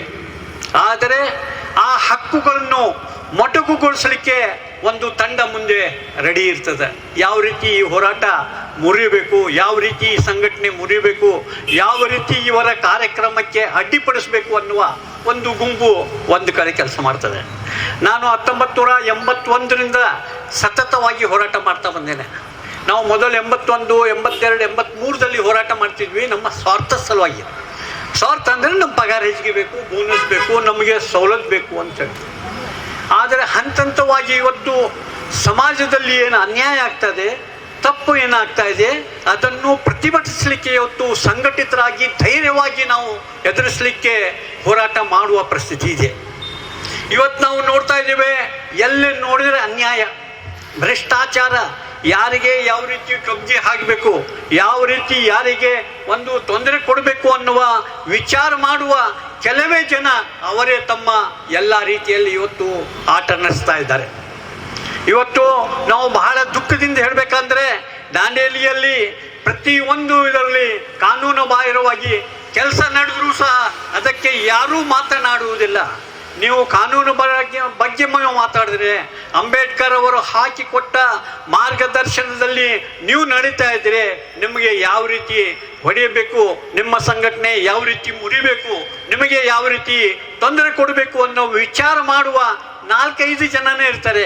ಅಷ್ಟೇ ಜನ ತಮ್ಮ ಆಟ ಎಲ್ಲ ರೀತಿಯಲ್ಲಿ ನಡೆಸ್ತಾರೆ. ಅದಕ್ಕೆ ಬಹಳ ಒಂದು ದುಃಖ ಆಗ್ತದೆ.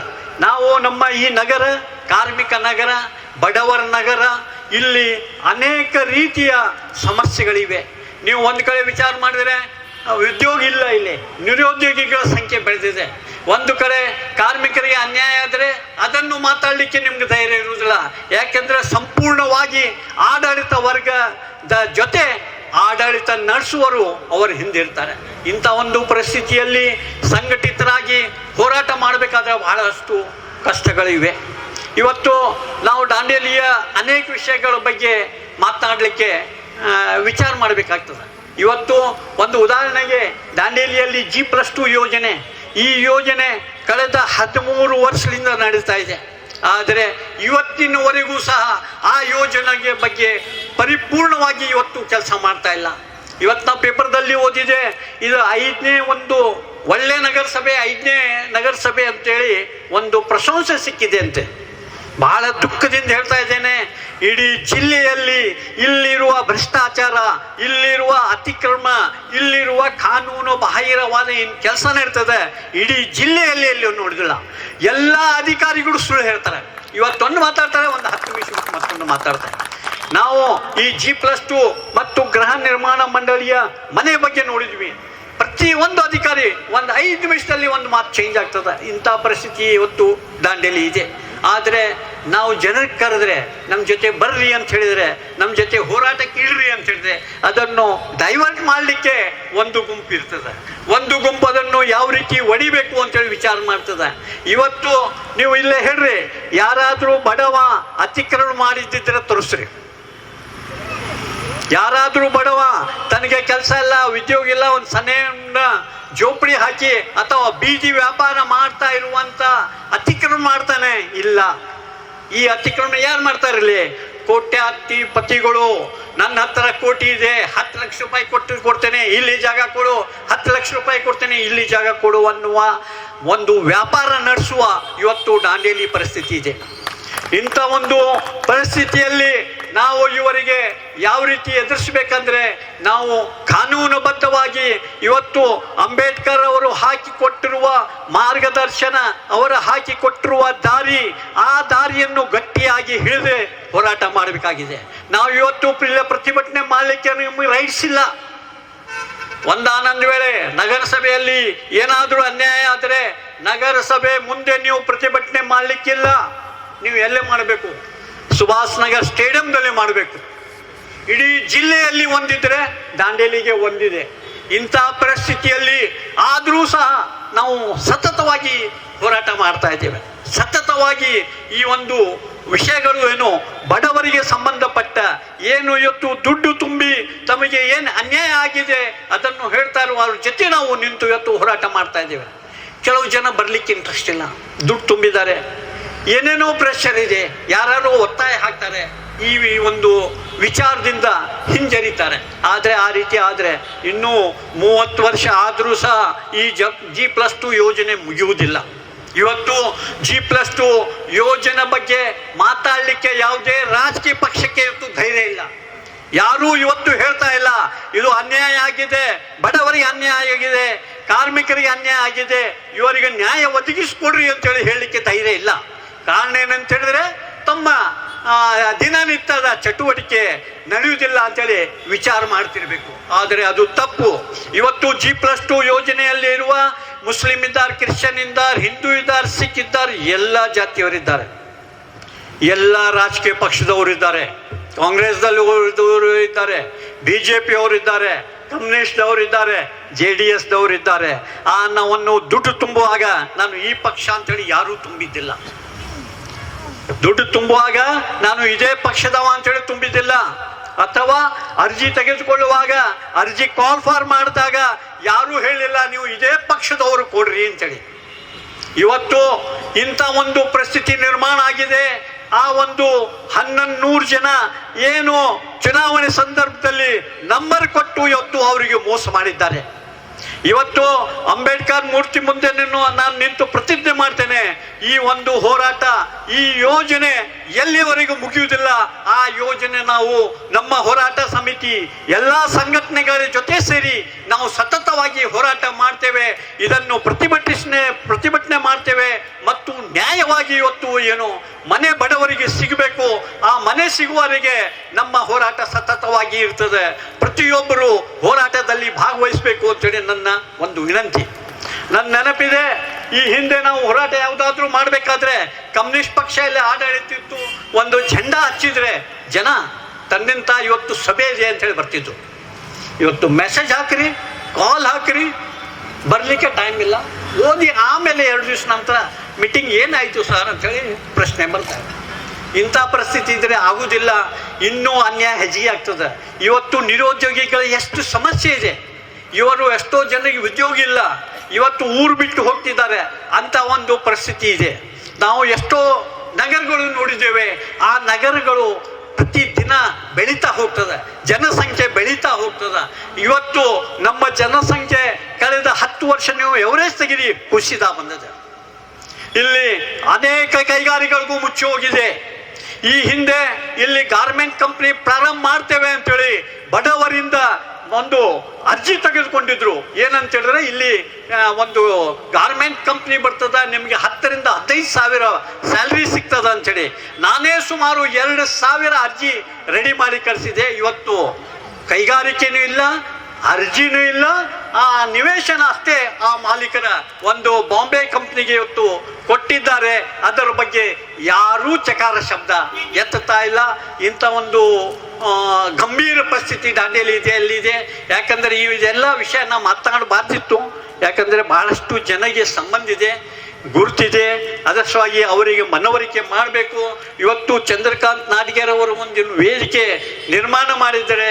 ಆ ವೇದಿಕೆಯಿಂದ ಆದರೂ ನಾವು ದಾಂಡೇಲಿಯ ಎಲ್ಲ ಸಂಘಟನೆಗಳು, ಎಲ್ಲ ಪಕ್ಷಗಳು, ನಮ್ಮ ಸಂಘಟನೆ ಯಾವ ರೀತಿ ಪಕ್ಷಾತೀತವಾಗಿ ಹೋರಾಟ ಮಾಡ್ತಾ ಇದೆ, ಅದೇ ರೀತಿ ನೀವು ಸಹ ಎಲ್ಲರೂ ನಮಗೆ ಜೊತೆ ಇದ್ದರೆ, ಎಲ್ಲ ಸಂಘಟನೆಗಳು ನಮ್ಮ ಜೊತೆ ಇದ್ದರೆ ಖಂಡಿತವಾಗಿ ಈ ಹೋರಾಟದಲ್ಲಿ ಯಶಸ್ವಿ ಆಗ್ತೇವೆ ಅಂತೇಳಿ ಹೇಳಿ ನನ್ನ 2 ಮಾತುಗಳನ್ನು ಮುಗಿಸ್ತೇನೆ. ತಮಗೆ ಎಲ್ಲರಿಗೂ ಅಭಿನಂದಿಸಿ ನನ್ನ 2 ಮಾತು ಮುಗಿಸ್ತೇನೆ. ಜೈ ಕರ್ನಾಟಕ, ಜೈ ಭೀಮ್.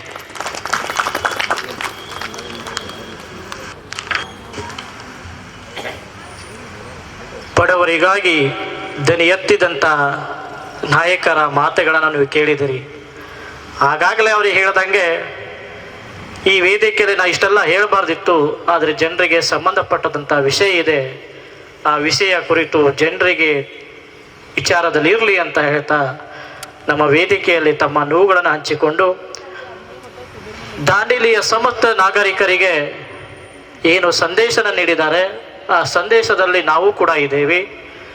ಅಕ್ರಮ್ ಸರ್ ಹೋರಾಟದಲ್ಲಿ, ದಾಂಡೇಲಿ ಹೋರಾಟ ಸಮಿತಿಯಲ್ಲಿ ನಾವು ಕೂಡ ನಮ್ಮ ಸಂಘಟನೆ ಸದಾ ಅವ್ರ ಜೊತೆಗಿರುತ್ತಂತ ಹೇಳ್ತಾ, ಇನ್ನೊಬ್ಬರು ನಾಯಕರು ಕಲ್ಲಪ್ಪ ಕಾದೋಳಿ ಸರ್ ಅವರು ಈ ವೇದಿಕೆ ಕುರಿತು ಒಂದೆರಡು ಮಾತನಾಡಬೇಕಂತ ವಿನಂತಿಸ್ತಾ ಇದ್ದೀನಿ.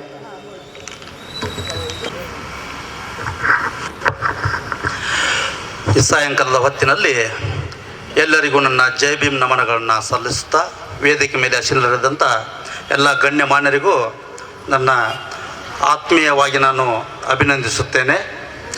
ಯಾರ ಮುಖಗಳಂದರೆ ಸುಮಾರು ಒಂದು ಮುಖ ಮಾತ್ರ ನಾನು ಪರಿಚಯ ಹಿಡಿತೇನೆ. ಅಕ್ರಮ್ ಸರ್ ನಮಗೆ ತುಂಬ ಆತ್ಮೀಯರು, ಅವ್ರನ್ನ ಮಾತ್ರ ಪರಿಚಯ ಹಿಡಿತೇನೆ. ಪಕ್ಕದವರು ಯಾರೂ ನನಗೆ ಪರಿಚಯ ಇಲ್ಲ, ಕ್ಷಮಿಸಬೇಕಂತ ಕೇಳ್ಕೊಳ್ತೀನಿ. ವೇದಿಕೆ ಮುಂಭಾಗದಲ್ಲಿ ಕುಂತಂಥ ನನ್ನ ಎಲ್ಲ ಆತ್ಮೀಯರಿಗೂ ಕೂಡ ನನ್ನ ವಂದನೆಗಳನ್ನ ಸಲ್ಲಿಸುತ್ತಾ, ಶಿಕ್ಷಣ ಸಂಘಟನೆ ಹೋರಾಟ ಎಂಬ ಕಿಚ್ಚನ್ನು ಹಚ್ಚಿದಂಥ ನಮ್ಮ ಡಾಕ್ಟರ್ ಬಾಬಾ ಸಾಹೇಬರಿಗೆ, ಬುದ್ಧ ಬಸವ ಅಂಬೇಡ್ಕರ್ ಅವರಂತ ಪಾದಗಳನ್ನು ನಮಿಸುತ್ತಾ, ಈ ಸಾಯಂಕಾಲದ ಹೊತ್ತಿನಲ್ಲಿ ನನಗೆ 2 ಮಾತನಾಡಲು ಅವಕಾಶ ಕೊಟ್ಟಂಥ ನಮ್ಮ ಚಂದ್ರಕಾಂತ್ ನಡಗಾಡೆ ಸರ್ ಅವರಿಗೂ ಅಭಿನಂದನೆಗಳನ್ನು ಸಲ್ಲಿಸುತ್ತಾ, ವೇದಿಕೆ ಮುಂಭಾಗದಲ್ಲಿ ಕುಂತರವರು ಎಲ್ಲ ಗಣ್ಯಾತಿಥಿ ಗಣ್ಯಗಳಿಗೂ, ಚಿಕ್ಕ ಮಕ್ಕಳಿಗೂ, ಹಿರಿಯರಿಗೂ, ಎಲ್ಲ ನನ್ನ ಅಕ್ಕ ತಂಗಿಯರಿಗೂ ವಂದಿಸ್ತೇನೆ. ಡಾಕ್ಟರ್ ಬಾಬಾ ಸಾಹೇಬ್ ಅಂಬೇಡ್ಕರ್ ಅವರು ಯಾವ ವಿಚಾರವಾಗಿಯೂ ಯಾರಿಗೂ ಅನ್ಯಾಯ ಮಾಡಿಲ್ಲ. ಇವತ್ತಿನ ದಿನಮಾನಗಳಲ್ಲಿ ನಾವು ಹಳ್ಳಿಯಲ್ಲಿ ವಾಸಿಸುವಂಥ ಸಂದರ್ಭಗಳಲ್ಲಿ ಇವತ್ತು ನಮ್ಮ ಊರು ಸೈಡ್ಗೆ ನಮಗೆ ಜನ ಏನು ಹೇಳ್ತಾರೆ ಅಂದರೆ, ಅಂಬೇಡ್ಕರ್ ಅಂದರೆ ನಿಮ್ಮ ದೇವರು ಅಂತ ಹೇಳ್ತಾರೆ. ಅಂದರೆ ನಿಮ್ಮ ಜನಾಂಗಕ್ಕೆ ಮಾತ್ರ ಸೀಮಿತವಾದವರು ಡಾಕ್ಟರ್ ಬಾಬಾ ಸಾಹೇಬ್ ಅಂಬೇಡ್ಕರ್ ಅವರು ನಿಮ್ಮ ದೇವರು ಅಂತ ನಮಗೆ ಹೇಳ್ತಾರೆ. ಆದರೆ ಅವರಿಗೆ ಗೊತ್ತಿಲ್ಲ, ಅವರು ತಾಯಿಯ ಗರ್ಭದಲ್ಲಿ ಪಿಂಡವಾಗಿ ಮೂಡಿ ಒಂದು ಅಂಗನವಾಡಿ ರೇಷನ್, ಒಂದು ಅಂಗನವಾಡಿ ತಾಯಿ ಕಾರ್ಡ್ ಮಾಡ್ಕೋಬೇಕಾದ್ರೆ ನಮ್ಮ ಡಾಕ್ಟರ್ ಬಾಬಾ ಸಾಹೇಬ್ ಅಂಬೇಡ್ಕರ್ ಅವರ ಹೆಸರಿನ ಮೇಲೆ ಮಾಡ್ಕೋಬೇಕು ಅನ್ನೋದು ಅವ್ರಿಗೆ ಗೊತ್ತಿಲ್ಲ. ಅವರು ಬರೆದಂಥ ಕಾನೂನಿನಲ್ಲಿ ಅವರು ಬದುಕ್ತಾ ಇದ್ದಾರೆ ಅನ್ನೋದು ಅವ್ರಿಗೆ ಗೊತ್ತಿಲ್ಲ. ಅವರು ನಿಮ್ಮ ದೇವರು ಅಂತ ಹೇಳಿ ಅವರು ಸರಿತಾರೆ. ಕಾರಣ ಏನಂದರೆ, ಅಂಬೇಡ್ಕರ್ ಅವರನ್ನು ಇನ್ನೂ ಕೂಡ ಎಲ್ಲರೂ ಪ್ರತಿಯೊಬ್ಬರು ಮುಚ್ಚಿಟ್ಟಿದ್ದಾರೆ. ಅಂಬೇಡ್ಕರ್ ಅವರ ಬಗ್ಗೆ ಪುಸ್ತಕದಲ್ಲಿ ಬಂದ್ರೂ ಅದರ ಸರಿಯಾಗಿ ಪ್ರಚಾರ ಮಾಡೋಂಗಿಲ್ಲ. ಈಗ ಎಲ್ಲರಿಗೂ ಗೊತ್ತಿರುವಂಥ ವಿಷಯ, ನಮ್ಮ ಡಾಕ್ಟರ್ ಬಾಬಾ ಸಾಹೇಬ್ ಅಂಬೇಡ್ಕರ್ ಅವ್ರದ್ದು ಧಾರಾವಾಹಿ ಬರ್ತಾ ಇತ್ತು, ಮಹಾನಾಯಕ ಅಂತೇಳಿ. ಮಹಾನಾಯಕ ಧಾರಾವಾಹಿಗೆ ಎಷ್ಟು ವಿರೋಧ ಆಯ್ತು ಅನ್ನೋದು ಎಲ್ಲರಿಗೂ ಗೊತ್ತಿರುವಂಥ ವಿಷಯ. ಬಾಬಾ ಸಾಹೇಬರವರ ಅಂಬೇಡ್ಕರ್ ಅವರ ಧಾರಾವಾಹಿ ಮನೆ ಮನೆ ಮುಡುತ್ತಿರಬೇಕಾದ್ರೆ ಅದಕ್ಕೆ ವಿರೋಧವಾಗಿ ವಾರದಲ್ಲಿ 6 ದಿನ ಬರುವಂಥದ್ದನ್ನು ತೆಗೆದು ವಾರದಲ್ಲಿ 2 ದಿನ ಮಾಡಿದರು, 1 ದಿನ ಮಾಡಿಟ್ರು. ಯಾಕಂದರೆ ಅಂಬೇಡ್ಕರ್ ಅವರನ್ನು ಮುಚ್ಚಿಡೋಕೆ ಇವತ್ತಿನವರೆಗೂ ಪ್ರಯತ್ನ ಮಾಡ್ತಾ ಇದ್ದಾರೆ.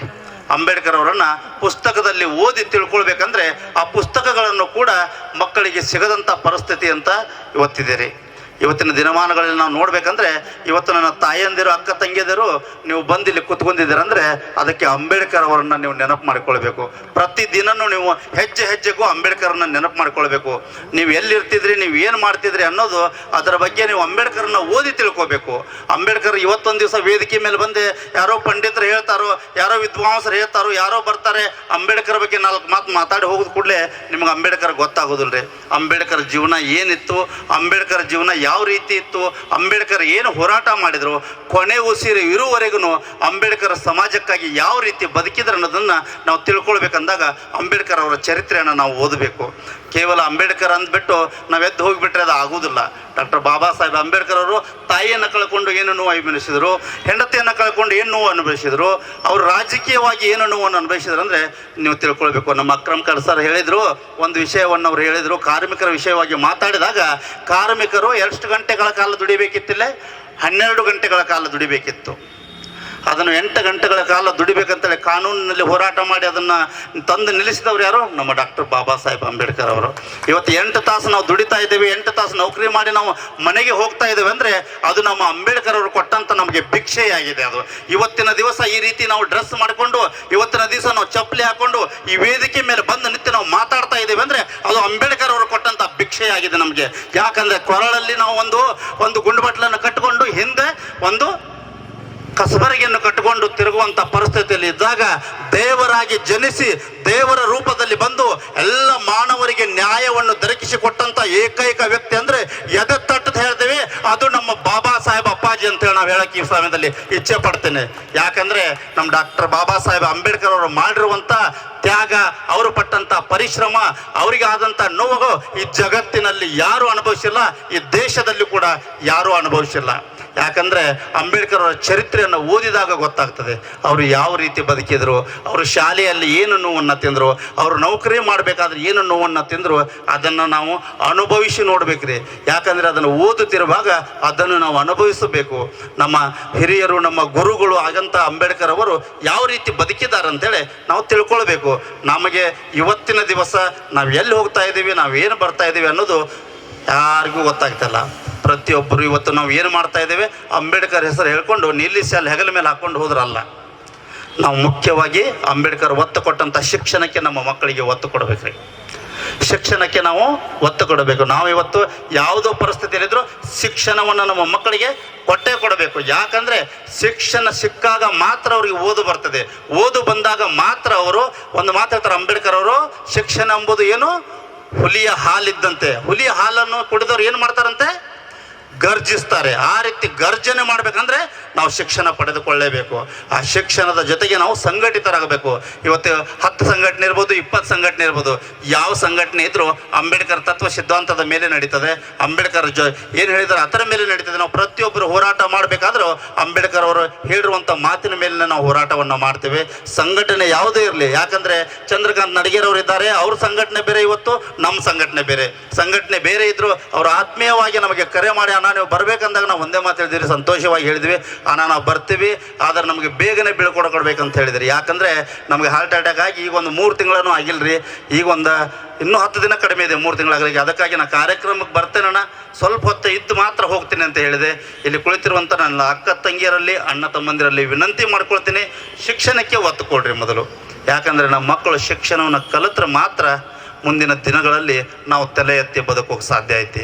ಇವತ್ತಿನ ದಿನಮಾನಗಳಲ್ಲಿ ನಾವು ಅಂದುಕೊಳ್ತಾ ಇದ್ದೇವೆ ನಾವು ಇವತ್ತು ಬಹಳ ಎತ್ತರದಲ್ಲಿ ಇದ್ದೇವೆ, ನಾವು ಭಾಳ ಚೆನ್ನಾಗಿ ಬದುಕ್ತಾ ಇದ್ದೇವೆ ಅಂತ ನೀವು ತಿಳ್ಕೊಂಡಿರ್ಬೋದು.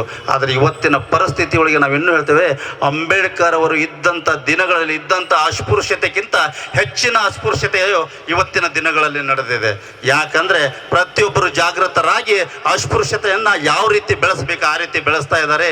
ಇವತ್ತು ತಾಯಂದಿರೇ, ಇಲ್ಲಿ ಕುಳಿತಂಥ ಅಣ್ಣ ತಮ್ಮಂದಿರ ನಾವು ಹೇಳ್ತೇವೆ, ಒಂದು ಸಮಯದಲ್ಲಿ ದನದ ಕೊಟ್ಟಿಗೆಯಲ್ಲಿ ದನ ಮೂತ್ರ ಮಾಡುವ ಸ್ಥಳದಲ್ಲಿ ಕುಳಿತು ಊಟ ಮಾಡಿದ್ದೇವೆ ನಾವು.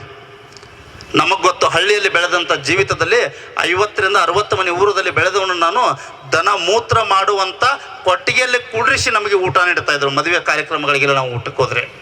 ಅಂಥ ನೋವನ್ನು ತಿಂದು ಇವತ್ತು ಮುಂದೆ ಬೆಳ್ಕೊಂಡು ಬಂದಂಥ ನಾವು ಹೋರಾಟ ಮಾಡಿ ಒಂದು ಕಿಚ್ಚನ್ನು ತಗೊಂಡು ಹೋಗ್ತಿರ್ಬೇಕಾದ್ರೆ ಇವತ್ತು ಅದೇ ಗ್ರಾಮದಲ್ಲಿ ನಾವು ಹೋದ್ವಿ ಅಂದರೆ ಅವರು ಡೈನಿಂಗ್ ಟೇಬಲ್ದಲ್ಲಿ ನಮಗೆ ಊಟ ಕೂಡಿಸ್ತಾರೆ.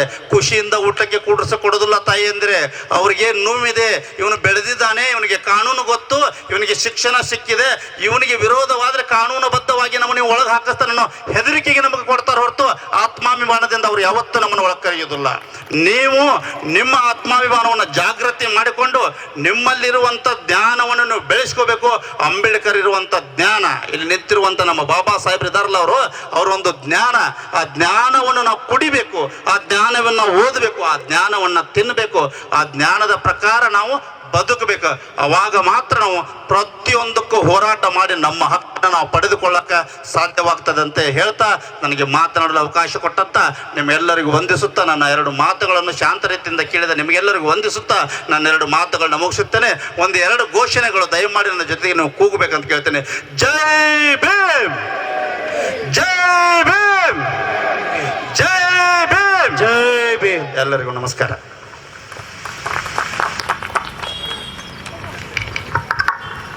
ಬಾಬಾ ಸಾಹೇಬ್ ಅಂಬೇಡ್ಕರ್ ಹಾಕಿದ್ ಕೊಟ್ಟಂತ ನೆರಳಲ್ಲಿ ನಾವು ಬದುಕಿದವರು ಕಷ್ಟದ ದಿನದಲ್ಲಿ ಬಾಬಾ ಸಾಹೇಬ್ ಅಂಬೇಡ್ಕರ್ ಅವರ ಆರಾಧ ದೇವರಾಗಿ ಪೂಜಿಸುವಂಥ ದಿನದಲ್ಲಿ ಇವರು ಶಿಕ್ಷಕರಾಗಿ ಮಕ್ಕಳಿಗೆ ವಿದ್ಯಾಭ್ಯಾಸ ಹೆಚ್ಚಿಗೆ ಲಕ್ಷ್ಯ ಕೊಡಿ ಅಂತ ಹೇಳ್ತಾ ಕರೆಯನ್ನು ನೀಡಿದಂಥ ಕಲ್ಲಪ್ಪ ಕಾದೋಳಿ ಸರ್ ಅವರಿಗೆ ಅಭಿನಂದನೆ ಸಲ್ಲಿಸ್ತಾ